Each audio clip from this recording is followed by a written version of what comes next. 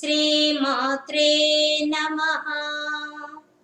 శ్రీ ఆదిశంకరాచార్య విరచితమైన శివానంద లహరిలో మనం నిన్న 57వ శ్లోకం పూర్తి చేసుకున్నాం. ఈరోజు 58వ శ్లోకంలో ఉండే విశేషాంశాలని తెలుసుకుందాం. 58వ శ్లోకం. ఏకో వారిజ బాంధవః చితినభో వ్యాప్తం తమో మండలం భిత్వాలోచన గోచరోపి భవతి త్వం కోటి సూర్యప్రభః వేద్యం కిం న భవస్యహో ఘనతరం కీదృగ్భవేన్మత్తమః తత్సర్వం వ్యపనీయ మే పశుపతే సాక్షాత్ ప్రసన్నో భవ. ఈ శ్లోకంలో దీంట్లో కూడా మన చేత విచారణ చేయిస్తున్నాడు, మరియు ధ్యానం చేయిస్తున్నాడు, మరియు శివుని ప్రశ్నిస్తున్నాడు. ప్రతి శ్లోకంలో శివుని ప్రశ్నిస్తుంటాడు. ఆదిశంకరాచార్యులు ఈ శ్లోకంలో అడుగుతున్న విషయం నిజంగా మనం అందరూ అడగాల్సిన విషయం.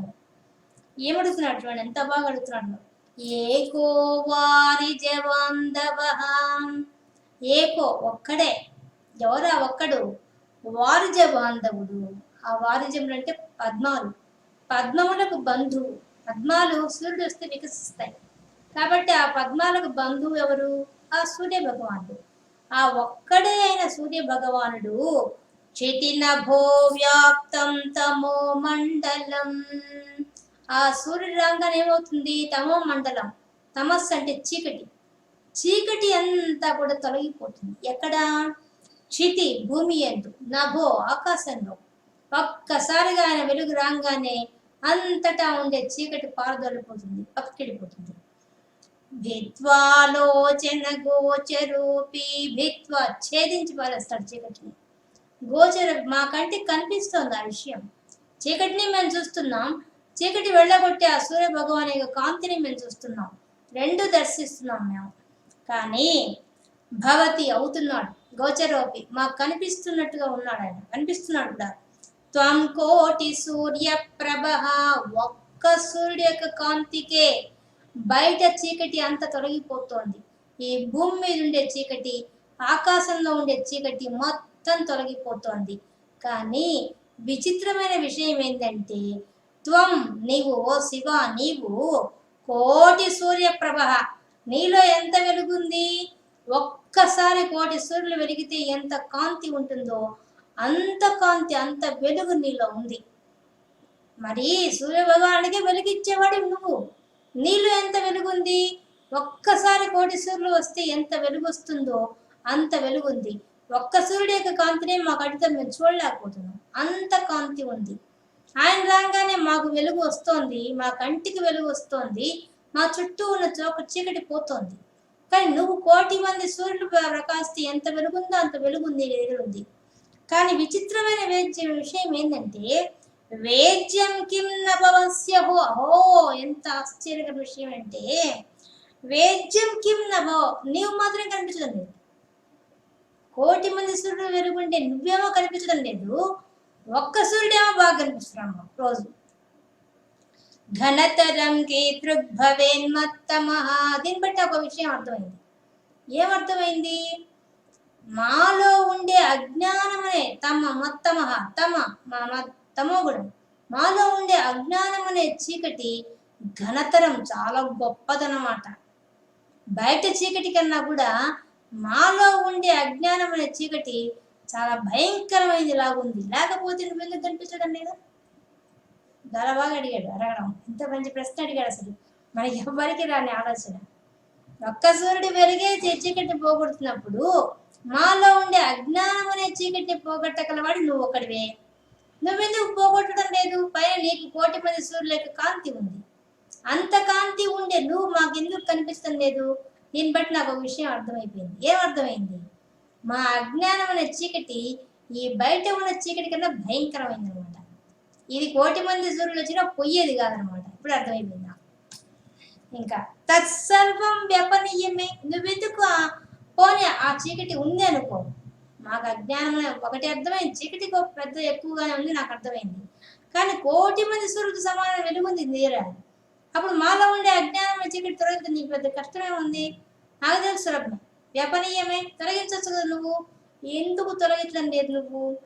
పశుపతే సాక్షాత్ ప్రసన్నో భవ. కాబట్టి స్వామి పశుపతే, నువ్వెవరివి? పశువులైన మాలో మాకు పతివి. సమస్త జీవరాశికి పశుపతివి నువ్వే. మనమే పశువులం. సమస్త జీవరాశిలో ఉండేవాళ్ళం, జీవరాశి మనమే కదా. మనకుంది అహంకారం మమకారం అనే పశువుకేసే పాసంతో కట్టబడ్డ వాళ్ళం మనమే. కాబట్టి మనకు పతి ఆయన. ఓ పశుపతే, నువ్వు పశుపతివి కాబట్టి నీకు సులభం. ఏం సులభం? మాకందరికీ అధికారి నువ్వు, మాకు నాయకుడు నువ్వు. కాబట్టి మాలో ఉండే మమ్మల్ని క్రమశిక్షణ నడిపించగల శక్తి నీకుంది. ఒక రాజే, భూమి మీద ఒక రాజే రాజ్యాన్ని బాగా సక్రమంగా నడిపించగలుగుతున్నాడు. అటువంటప్పుడు నువ్వెందుకు చేయలేకున్నావు? పశుపతి వేయండి, నువ్వు చేయొచ్చు. కాబట్టి సాక్షాత్కరించు, నాకు కనిపించు, నాలో అజ్ఞానం తొలగించు. ఆ కోటి సూర్య ప్రబోధ నాకు కనిపించు, మరియు నాలో ఉండే నాకు కనిపించు, నాకు ప్రత్యక్షంగా. రెండు, నాలో అజ్ఞానం చీకటి తొలగించు, నువ్వు అదే సమయంలో ప్రత్యక్షంగా. ప్రసన్నో భవ.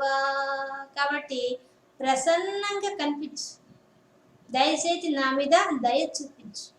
దయ చూపించి నాలో ఉండే అజ్ఞానమైన చీకటిని తొలగించు, మరియు నాకు సాక్షాత్కరించు. రెండు చేయి అని అడుగుతున్నారు. నిజంగా మనం అడగాల్సింది నిత్యం కోరుకోవాల్సిన విషయం ఇది. మనకి అజ్ఞానం ఎంత ఉంది చూడండి. అవిద్య మనకి ఎక్కువగా ఉంది. అవిద్య పోగొట్టగలవాడెవరు? దక్షిణామూర్తిగా శివుడు తప్ప ఇంకెవరు పోగొట్టగలరు? ఎవ్వరు పోగొట్టగలరు. విద్యను ఇచ్చిన వాడే ఆయన. భూమి మీద సకల విద్యను పంపించిన వాడే ఆయన. అవిద్య అనే అజ్ఞానం మనకు ఉన్నది. అవిద్య అంటే ఏంది? మనలో ఉన్న పరమాత్మను దర్శించలేకపోవడం. ఎక్కడ దాకా ఎందుకు? మన ముఖంలో ఉండే మన కళ్ళే మనం చూడలేము, అద్దం పెట్టుకుంటే తప్ప. మన ముఖం మీద ఉండే మన కళ్ళే కనిపించినప్పుడు మన లోపల ఉండే అజ్ఞానం మనకెట్టే కనిపిస్తుంది? ఆ అజ్ఞానం చాడును దాక్కున్న పరమాత్మ ఎలా కనిపిస్తాడో కనిపించదు అసలు. రెండు కష్టమే. అర్థం కావాలి దీనికి. నీ ముఖానికే అర్థం కావాలి కళ్ళు చూసుకోవడానికి. మనం లోపల ఉన్న పరమాత్మ కనిపించడానికి గురువు అనే అర్థం కావాలి. అది అసలు సమయం. దక్షిణామూర్తిగా గురువుగా వచ్చి ఆయన కనిపించాల్సింది తప్ప మనంగా కనిపించలేం. అదే ఆ పరమాత్మను చూడటము, ఆ కోటి సూర్య ప్రభను చూడడం మన వల్ల అయ్యే పని కాదు. ఎందువల్ల? మన కంటినే, మన బైబిల్ స్థూల శరీరంలో ఉండే మన కంటినే మనం చూడలేనప్పుడు, మన ముఖాన్నే మనం చూసుకోవడానికి ఒక అర్థం అవసరమైనప్పుడు, మన లోపల ఉండే అజ్ఞానం కనిపించాలంటే ఇంకెంత కష్టం అది. ఇదే కనిపించదండి, అటుట కనిపిస్తుంది. ఈ మాంస నేత్రానికి అసలు కనిపించదు. ఇంకా జ్ఞానేత్రం తెరుచుకునేది ఎప్పుడు? తెరుచుకునే మార్గం చెప్పేవాడు ఎవరు? ఆయనే గురువు. గురువుగా దక్షిణామూర్తి వస్తే కానీ తప్ప మనకు ఆయన దర్శనం కాదు. ఇది సారాంశం. అది అసలు. కాబట్టి అద్దం లాంటి గురువు వస్తే గాని మన లోపల ఉండే అజ్ఞానం అనే చీకటి పోదు అని చెప్పి తెలియజేస్తున్నారు ఆది శంకరాచార్యులు ఈ శ్లోకం ద్వారా. మనం అడగాల్సిన ప్రశ్న మన తరపున ఆయన అడుగుతున్నాడు. ఆయనకి ఎప్పుడో అజ్ఞానం పోయింది, ఆయన జ్ఞానం నిధి. ఆయనకేం అవసరం? ఈ శ్లోకం చెప్పాల్సిన అవసరమే లేదు, మన కోసం చెప్తున్నాడు. మనం అడగాల్సిన మన విచారణ ఇది. నిజంగా విచారించాల్సిన విషయం. విచారించండి రెండు రకాలు. విచారణ చేయడం ఒక విధంగా, మనకు లేదని విచారించాలి, రెండు చేయాల్సింది ఈ శ్లోకం ద్వారా. నిజంగా మనకి ఆలోచన రావడం లేదు కదా. వస్తే మనం ఇట్లా ఎందుకుంటాం? మన ప్రజలందరూ మారిపోతారు. అసలు ఇట్లాంటి ఆలోచన ప్రతి ఒక్కళ్ళకి వస్తే సమాజం గొప్ప సంస్కృతి, రామరాజ్యమే వస్తుంది. అసలు ఇట్లాంటి సంస్కృతి, ఇటువంటి ఆలోచన ఉన్నవాడికి ఎంత గొప్ప స్థితికి ఎదుగుతారు. అసలు మనసు ఎదుగుతుంది. మనసు ఎదిగే కొద్దీ ఏమైపోతుంది? మనిషి ఒదుగుతాడు. మనిషి ఒదిగే కొద్దీ సంస్కారం వస్తుంది, వినయం వస్తుంది. దానివల్ల సమాజంలో మార్పు వస్తుంది. వినయం రమ్మంటే ఎక్కడి నుంచి వస్తుంది? భక్తే లేకపోతే వినయం ఎక్కడి నుంచి వస్తుంది? పరమాత్మ దగ్గరే మనకు భక్తి లేకపోతే ఇంక మనకి ఎక్కడి నుంచి వినయం వస్తుంది? ఎక్కడి సంస్కారం వస్తుంది? ఎక్కడ సమాజం బాగుపడుతుంది? ఇవన్నీ ఒకదానికోవడానికి సంబంధం ఉంది, లింక్ ఉంది. కాబట్టి ఈయన అడుగుతున్నాడు ఈ విధంగా, నాలో అజ్ఞానం చీకటి ప్రబలిపోయిందయ్యా, ఈ చీకటిని ఆ సూర్య భగవానుడు కదా చీకటి తొలగించినట్టుగా నువ్వు కూడా తొలగించవయ్యా, నువ్వు నాకు ప్రత్యక్షం కావయ్యా అని చెప్పి ప్రార్థిస్తున్నాడు, అర్థిస్తున్నాడు. ఒక విధంగా మన చేతి ధ్యానం చేయిస్తున్నాడు, మన చేతి విచారణ చేయిస్తున్నాడు.